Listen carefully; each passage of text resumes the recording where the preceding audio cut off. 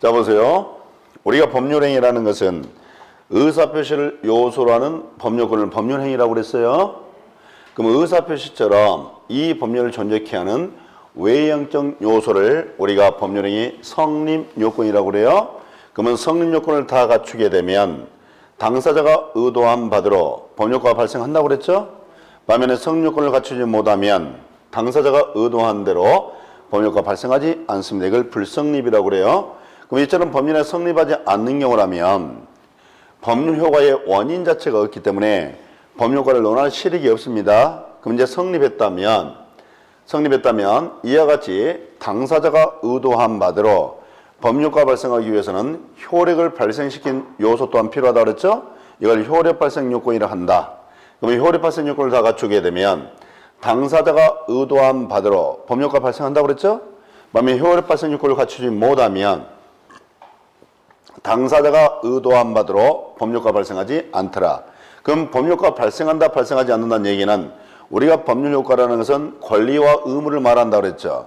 그러면 권리와 의무가 발생한다 이 소리예요. 그러면 효과 발생하지 않는다는 얘기는 권리와 의무가 발생하지 않는다는 소리예요. 그러면 이처럼 효과가 발생한 상태를 요요, 발생하지 않는 상태를 무효라고 그래요. 그러면 이 법률행위가 요요인 경우에는 권리와 의무가 있겠죠? 반면에 이 법률행위가 무효인 경우는 권리와 의무라는 게 없는 거예요. 아셨어요?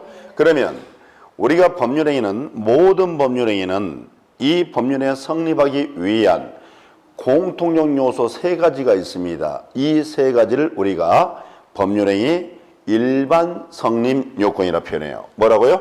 일반 성립 요건. 그러면 우리가 일반 성립 요건이 있는 반면에 특별 성립 요건이라는 것도 있습니다. 그럼 여기서는 일반 성립 요건만 가지고 말씀드릴게요. 자, 법률의 일반 성립 요건이 세 가지가 있는데 그 세 가지가 뭐냐면 첫째, 당사자가 있어야 됩니다. 법률행위 당사자가 필요하고요. 두 번째는 이 법률행위 목적이 필요합니다. 세 번째는 뭐가 필요하냐면 의사표시가 필요합니다. 의사표시가. 그러면 봐보세요. 당사자, 목적, 의사표시. 자, 성립요건을 다 갖췄죠? 그럼 법률행위가 성립한다 이 소리예요. 그러면 이 중에서 어느 하나라도 결하게 되면 요건을 갖추지 못했죠. 그럼 이때는 성립한다, 성립하지 않는다. 성립하지 않는다. 그러면 지금부터 제가 예를 가지고 두 가지 예를 가지고 성립하는지 성립하지 않는지 한번 우리가 한번 판단을 한번 해보자는 거예요. 자, 예를 들어서 여기 갑이라는 사람이 있습니다. 을이 있어요.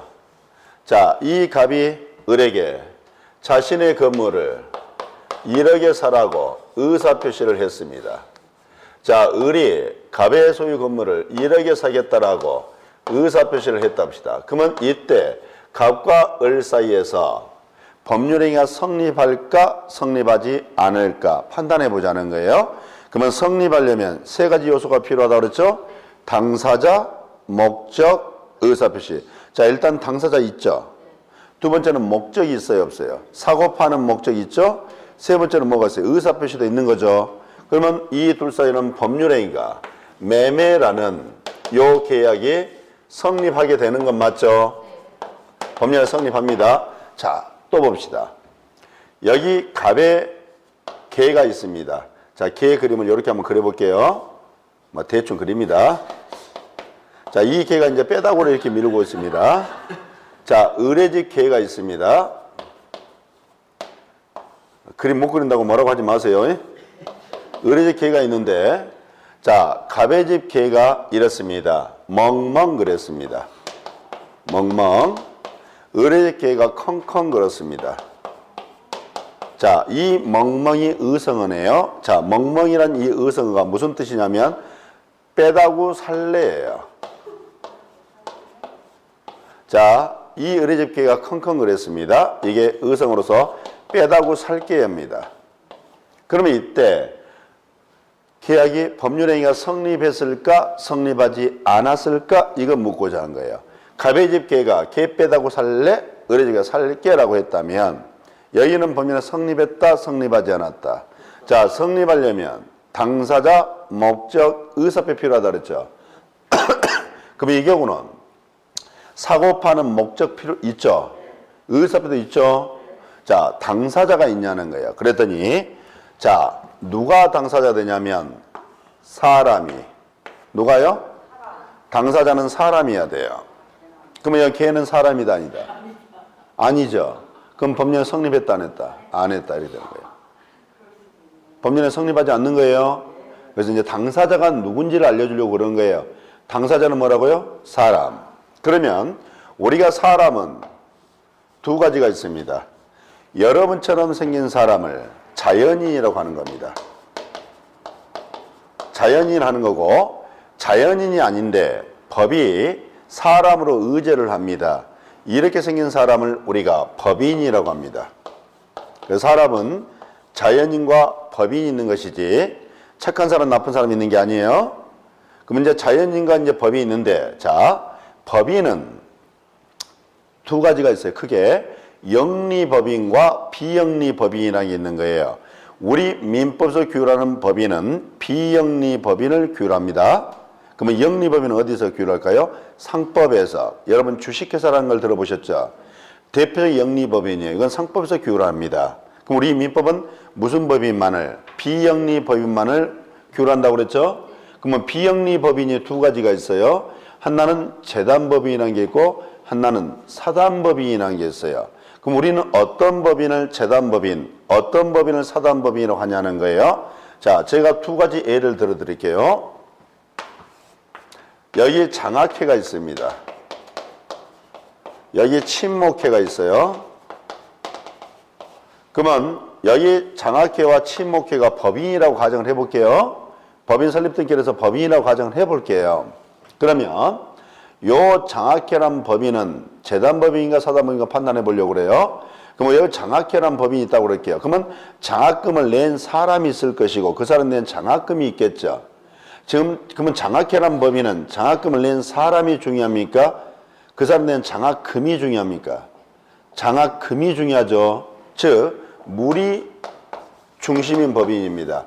이런 법인을 재단법인이라고 하는 거예요. 이게 재단법인이에요. 물이 중심인 법인. 자, 반면에 친목회라는 법인이 있다 봅시다. 그러면 친목회원이 있고 그들이 낸 회비가 있죠. 그러면 이때 친목회원이 중요할까 회비가 중요할까? 물론 이것은 포지션에 따라서 좀 다릅니다. 무슨 말이냐면 이 친목회 회장 입장에서는 회원이 중요하지만 총무 입장에서는 회비가 보다 더 중요해요. 이렇게 생각하겠죠. 자, 그런데 친목을 나누는 회원이 존재하지 않는 친목회라는 건 존재할 이유가 없죠. 그러면 이 친목회라는 이 법인은 사람이 중심이죠. 이런 법인을 사단법인이라고 그래요. 물이 중심이면 재단법인, 사람이 중심이면 뭐라고요? 사단법인. 그래서 우리는 장학재단이라고 하는 것이지 장학사단이라고 하지를 않습니다. 그러면 이제 재단법인, 사단법인은 이 정도만 구별할 수 있으면 됩니다. 자, 그러면 이제 또 하나 볼게요. 자, 법률행위가 성립하는지 성립하지 않는지 이걸 좀 보려고 해요. 법률행위가 성립하려면 당사자, 목적, 의사표시가 있어야 된다고 그랬죠. 그럼 자 봅시다. 우리 총각이죠? 우리 여기 갑이라는 총각이 여기 을려를 봤더니 을려가 참 마음에 들었나 봐요. 그래서 우리 갑이라는 총각이 이렇습니다. 2017년 12월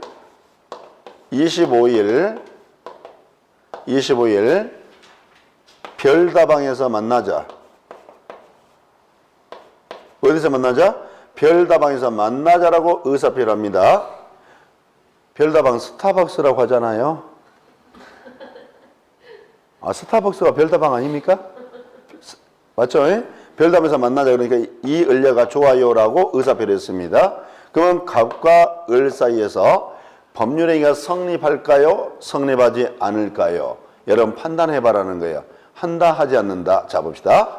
성립하려면 당사자 필요하죠. 목적도 필요하죠. 의사표도 필요합니다. 자 보세요. 당사자 있죠. 두 번째 의사표시도 있죠. 목적이 있어요 없어요? 자 보세요. 이 법률의 목적이라는 것은 뭘 말하는 거냐면 법률 효과를 의미하는 거예요. 뭘 의미한다고요? 법률 효과. 그럼 법률 효과는 권리와 의무를 말한다고 그랬죠. 그러면 우리 총각은 별다방에서 을려를 만날 수 있는 권리가 있고 을려는 별다방에서 이 총각을 만나줄 의무가 있습니까? 그러면 이런 권리와 의무라는 게 존재하지 않죠. 그럼 뭐가 없어요? 목적이란 게 없지 않습니까? 그러면 요건을 갖췄다 갖추지 못했다. 갖추지 못했으니까 성립한다 안 한다? 안 한다. 그러면 의사표시라는 것은 예부에 표시된 의사를 뭐라고 그랬죠? 의사표시라고 그랬었어요. 예? 아까 이미 공부를 다 했기 때문에. 그러면 이제 당사자, 목적, 의사표시를 갖추고 있으면 법률에 성립하죠? 그러면 자 보세요. 갑이 을에게 내 금을 을에게 사지 않겠어? 그러니까 을이 좋아요라고 하니까 둘 사이 매매라는 계약이 성립했죠? 성립했죠? 자 보세요. 이 경우도 성립했는가 안 했는가 봐보자 이 말이야. 자, 갑이란 사람이 있고 여기 을이 있는데 이렇습니다. 제 얘기 들어보세요. 갑이 을에게 이럽니다. 내 남편을 죽여주면 1억 주겠다. 무섭네요. 의사표를 했습니다. 그러니까 이 을이 좋다라고 의사표시를 했습니다. 자, 그러면 갑과 을 사이에서 법률에 성립했는지 성립하지 않았는지 판단해봐라는 거예요. 했을까요 안 했을까요? 자, 요건 따져보면 돼요. 당사자, 목적, 의사표 따져보면 되죠. 당사자 있죠. 의사표 필요 있죠. 자, 죽여주면 1억 주겠다라고 목적도 있죠. 있죠. 그러면 당사자, 목적, 의사표가 갖췄네요. 그러면 성립했다 안 했다. 자, 여기도 반대방의 의사표 계약이 법률에 계약이 성립한 거죠. 요 계약이 성립했어요. 이 계약의 내용은 뭐예요? 사람을 죽이는 거죠. 청부살인 계약이에요. 이게 청부살인 계약이에요. 그러면 계약이 성립한 건 맞죠? 그러면 둘 다 법률에 이제 성립했죠. 성립했잖아요.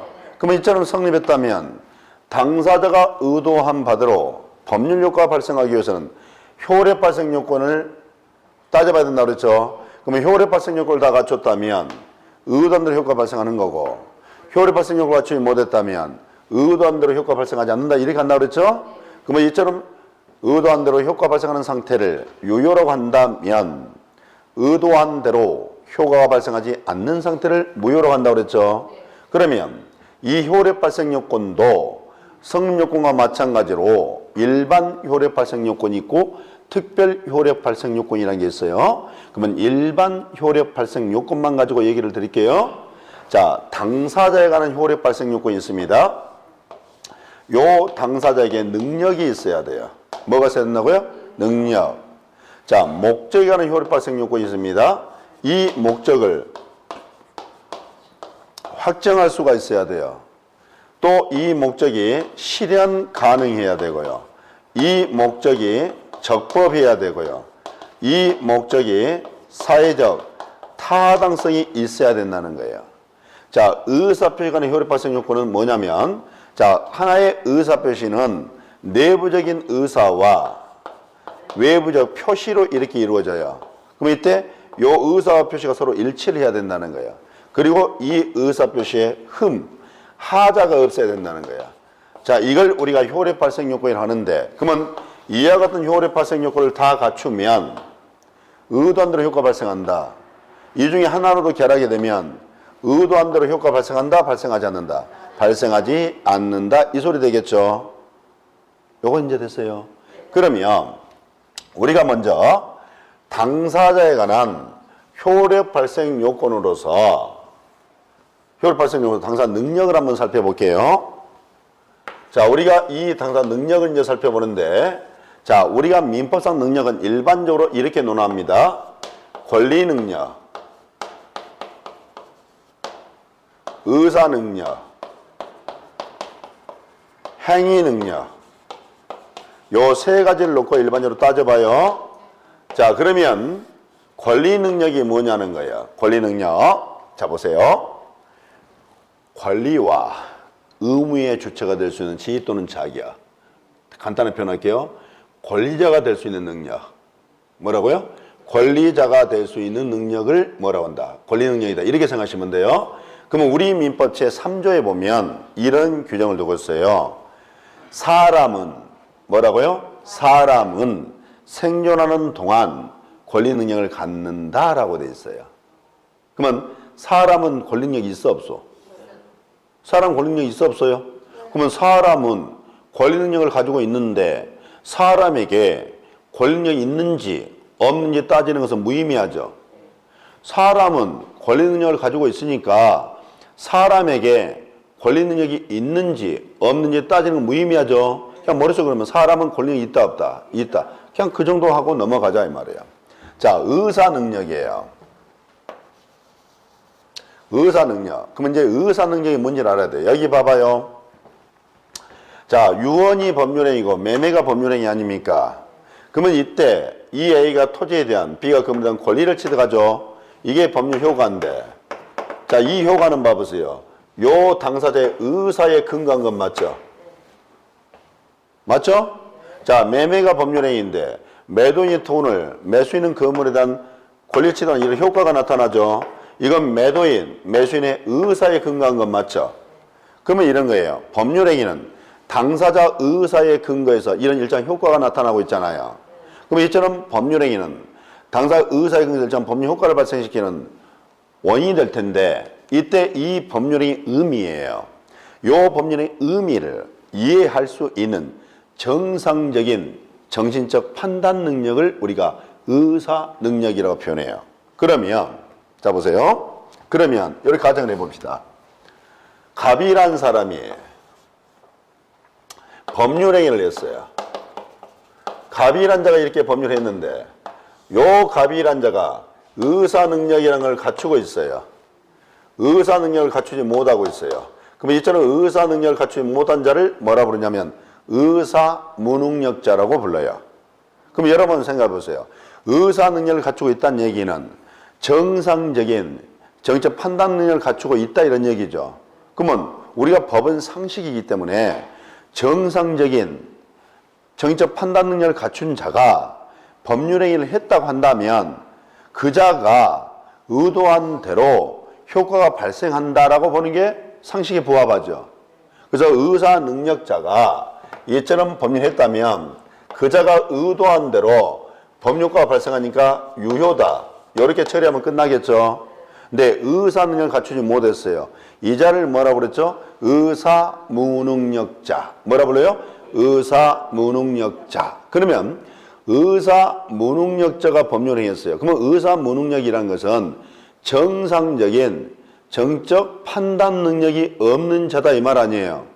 그러면 정상적인 정적 판단 능력이 없는 자가 법률행위 했을 때 그 효과를 발생시켜버리면 오히려 문제가 심각해지는 거예요. 그러면 이런 경우는 효과를 부인할 필요가 있는 거예요. 그래서 의사 무능력자가 법률했다면 그 법률행위는 무효로 처리를 해야 돼요. 자, 왜 그러면 무효로 처리를 해야 되는지를 제가 예를 가지고 보여줄게요. 자, 보세요. 봐보세요. 여기 A라는 꼬마가 있어요. 3살짜리 꼬마예요. 자, 이 애가 할아버지로부터 이 건물을 증여받았어요. 그럴 수 있어 없어요? 얘는 금수저인가 봐요. 근데 이 3살짜리 이 꼬마는 사탕만 보면 환장을 해요. 제정신을 못 차려요. 사탕만 보면 입에서 침을 질질 흘리고 환장하는 애예요. 자, 그러한 첩보를 B가 입수를 했습니다. 요 3살짜리 꼬마가 요 할아버지의 건물을 증여를 받았는데 얘가 사탕만 보면 환장한다는 사실을 알았어요. 그래서 이 B라는 사람이 주먹만한 사탕을 가지고 이 A의 꼬마한테 접근합니다. 그럼 꼬마가 이제 이 사탕을 발견했을 거 아니에요. 이 주먹만한 사탕을 보는 순간 이 꼬마 입에서는 침이 흐르고 환장하죠. 그러니까 이제 B가 A한테 그렇습니다. 사탕 먹고 싶니? 그러니까 먹고 싶다고 하겠죠. 그러니까 이제 B가 A한테 그럽니다. 그러면 이 건물하고 요 사탕을 바꾸자라고 했어요. 그러니까 이 A라는 꼬맹이는 사탕 보면 환장한 놈이 좋아요라고 했겠죠. 자, 이걸 우리가 교환이라고 그래요. 뭘 한다고요? 교환 계약이라고 그래요. 그럼 봐보세요. 이걸 한번 봐보세요. 그러면 3살짜리 꼬마는 이 교환이라는 계약이 무슨 계약인지, 교환이라는 게 뭔지를 알아요, 몰라요? 그러면 이 3살짜리 꼬마라면 정상적인 정책 판단 능력이 없다고 봐야 되겠죠. 그럼 이처럼 정상적인 전혀 판단 능력이 없는 3살짜리 꼬마가 법률을 행했단 말이에요. 그 경우도 이 효과를 인정한다는 게 웃기죠. 그럼 일단은 효과를 부인할 필요가 있어 없어? 있어. 그래서 의사 무능력자가 행한 법률행위는 무효다라고 처리하고 말아버리는 거예요. 오케이? 자, 그러면 이제 행위 능력을 가볼게요. 행위 능력이라는 게 뭐냐면 혼자서 다른 자의 도움이 없이 단독으로 완전 유효입니다. 뭐라고요? 완전 유효한 법률행위를 할 수 있는 능력. 단독으로 완전 유효한 법률행위를 할 수 있는 능력을 뭐라 불러요? 행위 능력이라고 그래요.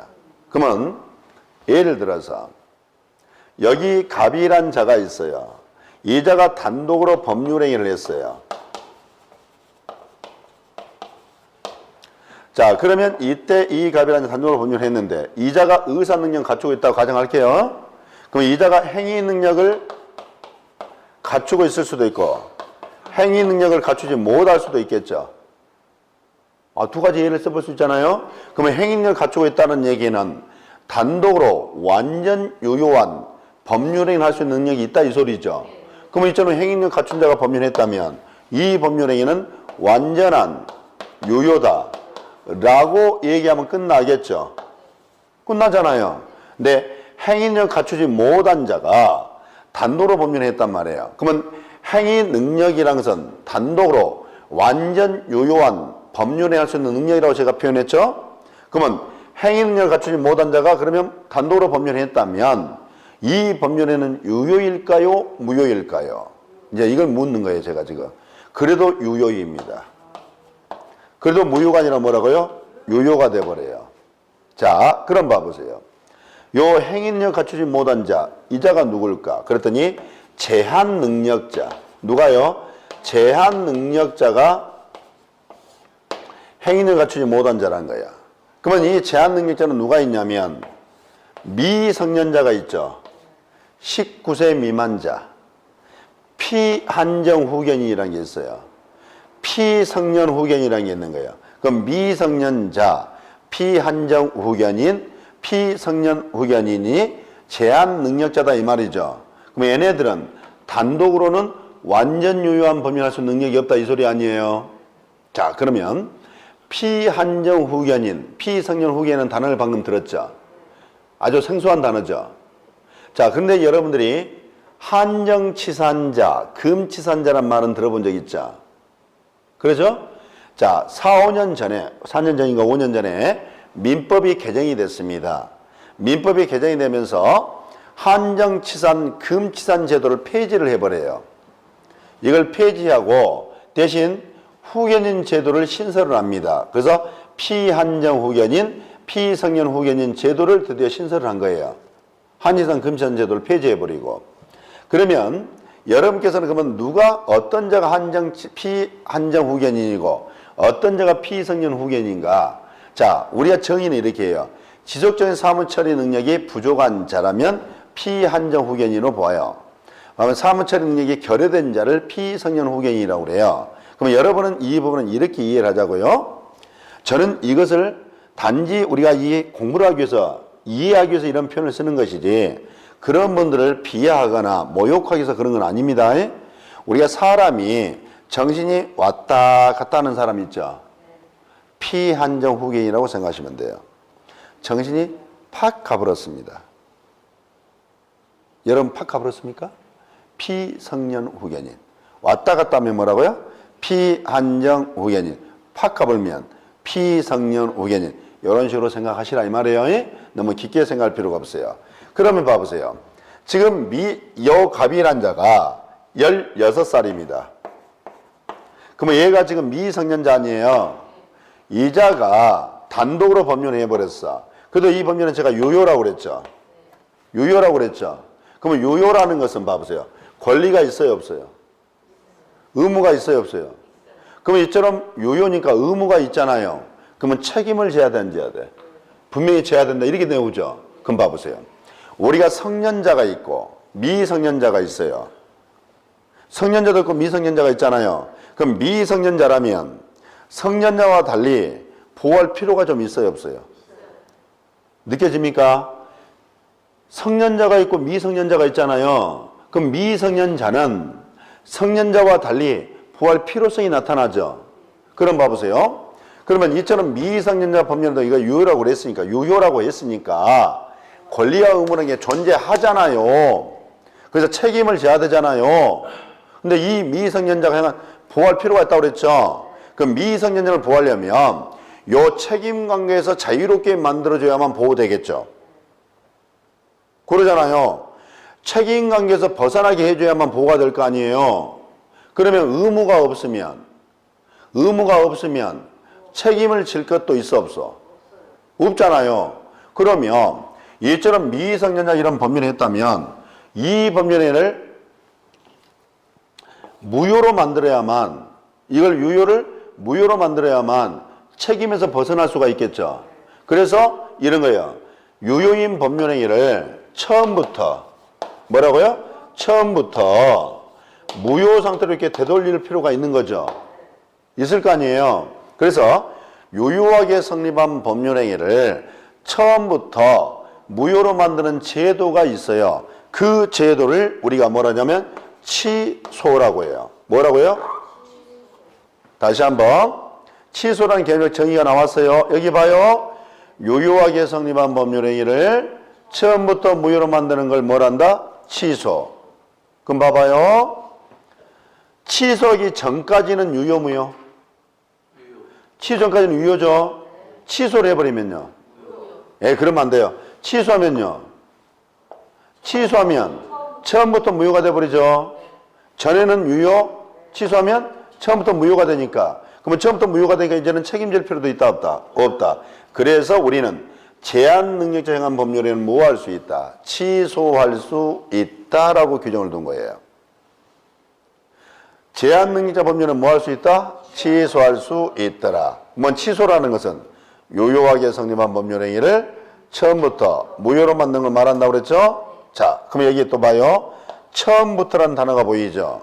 자, 이걸 한자로 쓸게요. 소급이라고 합니다. 뭐라고 그래요? 소급. 그러면 소급을 우리말로 풀면 뭐가 돼요? 처음부터. 처음처럼 아니에요? 뭐라고? 처음부터. 자, 이걸 한자로 쓰면 뭐가 된다고요? 소급. 자, 그러면 언제부터 그러냐 이 말이죠. 자, 시점입니다. 우리 법학에서는 시점이 굉장히 중요한 소리예요. 취소한 때부터 무효가 되느냐, 아니면 이 법률이 성립한 처음부터 무효가 되느냐, 전혀 다른 얘기입니다. 시점은 상당히 중요하구나, 이렇게 알아두시면 되겠어요. 자, 당사자에 관한 효력 발생 요건인 능력은 요 정도만 확인하고 넘어가겠습니다. 자, 목적에 관한 효력 발생 요건을 볼게요. 법률행위 목적이라는 것은 제가 법률 효과를 의미한다고 그랬죠. 그렇죠? 그러면 우리가 이 법률의 목적에 관한 효력 발생 요건이, 이 법률의 목적입니다. 목적에 관한 효력 발생 요건이 이 법률의 목적을 확정할 수가 있어야 되고, 이 법률의 목적이 실현 가능해야 되고, 이 법률의 목적이 적법해야 되고, 이 법률의 목적이 사회적 타당성이 있어야 된다 이 말이죠. 그럼 보세요. 이 목적을 확정할 수가 있네요. 그러면 이 법률행위는 유효입니다. 확정할 수가 없죠. 그럼 이 법률행위는 무효입니다. 실현 가능하죠. 그럼 이 법률은 유효라면, 실현 불가능하면 이 법률은 뭐가 된다? 무효가 된다. 적법하면 유효가 되는 거고, 위법하면 무효가 되는 겁니다. 사회적 타당성이 있으면 유효, 없으면 무효가 됩니다. 그럼 봐보세요. 왜 확정할 수 있으면 유효, 없으면 무효가 될까요? 목적의 확정, 가능, 적법, 사회적 타당성이라는 것은 효력 발생 요건이기 때문에 확정할 수 있다면 효력 발생 요건을 갖췄으니까 유효, 확정할 수가 없으면 효력 발생 요건을 갖추지 못했으니까 무효, 이 뜻이에요. 제 설명 아시겠어요? 아시겠어요? 그러면 확정이라는 게 뭐냐면 이 법률의 목적을 확실하게 정할 수 있냐 없냐 이 소리야. 이 목적을 확실하게 정할 수가 있으면 요요, 확실하게 정할 수 없으면 무요. 이 소리예요. 아셨죠? 자, 두 번째, 이 목적이 실현 가능하면 요요, 실현 불가능하면 무요. 이 소리예요. 그러면 자 보세요. 여기 봐보세요.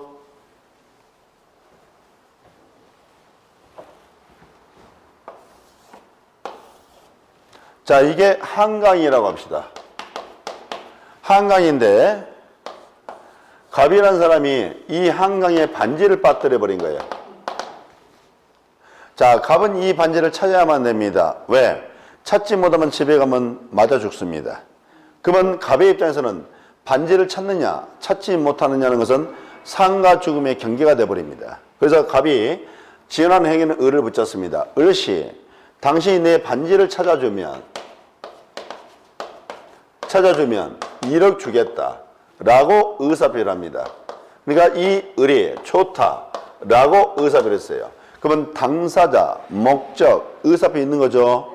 그러면 반대 방향의 의사표시가 일체 성립한 법률행위를 계약이라 한다.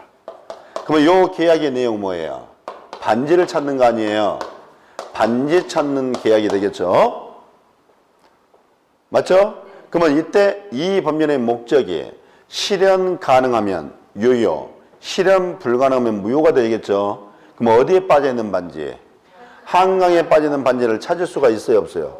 그러면 이 목적이 실현 뭐라고 한다? 불가능하다고 얘기해야 되겠죠? 그쵸? 그러면 이 실현 불가능을 간단하게 축약하면 뭐라고 부르냐면 이걸 불능이라고 해요. 뭐라고요? 불능. 이제 불능이 뭔지 아셨어요? 실현 불가능을 뭐라고 그래요? 불능. 실현 불가능을 뭐라고 그래요? 불능. 그러면 자 보세요. 요 불능의 모습이 두 가지가 있어요. 자 보세요. 법률행위가 성립합니다.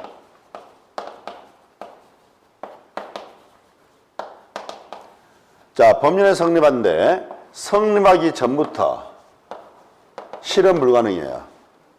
이 법률을 성립하고 난 이후에 실현 불가능합니다.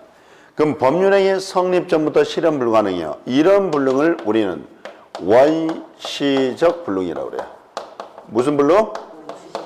자, 법률행위가 성립하고 난 이후에 실현 불가능합니다. 이와 같은 불능을 우리는 후발적 불능이라고 해요. 무슨 불능? 그러면 자 보세요. 제가 불능의 모습을 원시적 불능, 후발적 불능 구별하고 있죠. 구별하고 있죠? 이때 원시적 불능, 후발적 불능 구별은 제 임의적으로 구별했죠. 그랬어요? 분명히 뭔가 뭔 기준을 가지고 구별했는데 뭘 기준을 삼았어요? 성립을 기준 삼았잖아요. 법률 성립을 기준으로 삼은 거 아니에요? 성립 전에 실현 불가능하면 원시적 불능, 성립 이후에 실현 불가능하면. 그럼 이제 여러분께서 이 불능의 모습이 원시적 불능인지 후발적 불능인지 구별하겠어요? 아주 쉬운 얘기 아니에요. 성립 전부터 실현 불가능하면 원시적 불능, 성립하고 난 이후에 실현 불가능하면 후발적. 굉장히 쉬운 얘기인데 여러분들 그 기준들이 없는 거예요.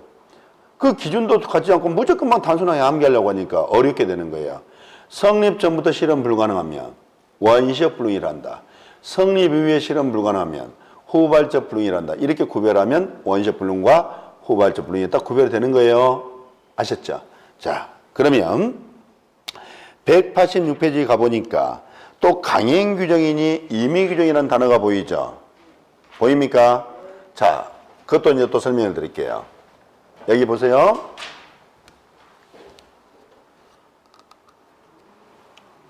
지금 이런 거예요. 여기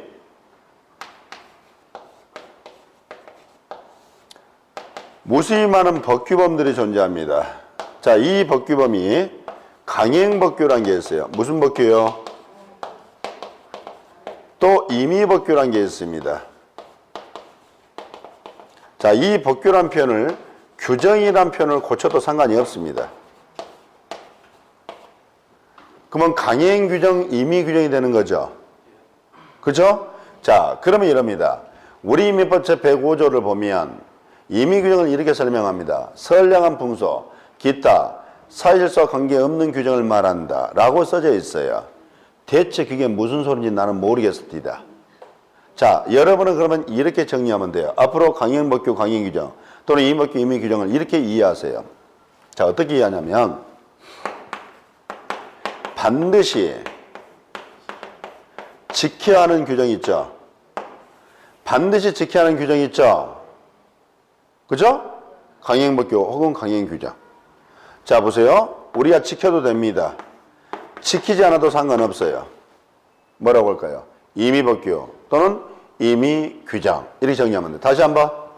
반드시 지켜야 하는 것이라면 강행법규 또는 강행규정. 이렇게 이해하세요? 우리가 지켜도 되고 지키지 않아도 되면요. 임의규정, 임의법규. 자, 그럼 봐보세요. 여기 봐봐요. 여기 강행규정을 위반했어요. 그러면 강행규정을 위반했다는 소리는 반드시 지켜야 되는 걸 위반한 건 맞죠? 그럼 반드시 지켜야 되는 걸 위반했으니까 무효라고 처리해 버리겠지. 반드시 지켜야 되는데 지키지 않았으니까 이건 잘못된 거 아니에요? 무효. 자, 이게 임의규정이 있어요. 이걸 지키지 않았어요. 임의규정을 지키지 않았어요. 그럼 제가 임의규정은 지켜야 되고 지키지 않아도 상관없다고 그랬죠. 그럼 문제될 게 있어 없어요? 그러니까 유효. 그렇게 강행규정, 임의규정을 그렇게 이해하라고요. 반드시 지켜야 되는 규정이면 뭐라고요? 지켜도 되고 지키지 않아도 상관없으면 그렇게 이해하라고요. 그러면 강행규정은 반드시 지켜야 되니까 지키지 않았다면 이건 문제가 발생하죠. 그래서 강행규정을 위반하면 무효가 돼버리는 거예요. 근데 임의규정이 있어요. 이건 지켜야 되지만은 지키지 않아도 관계가 없죠. 그렇죠? 그러니까 임의규정을 위반했다면 무효, 유효. 문제될 게 없으니까. 왜? 지키지 않아도 상관없으니까. 그렇게 이해해 주시면 되겠어요.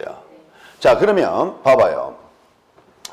자, 이 목적을 확정할 수가 있습니다. 이게 실현 가능합니다. 이게 적법합니다. 근데 사회적 타당성이 없습니다. 그럼 무효가 돼버립니다. 이 중에 어느 하나라도 갖추지 못하면 무효가 돼버리는 거예요.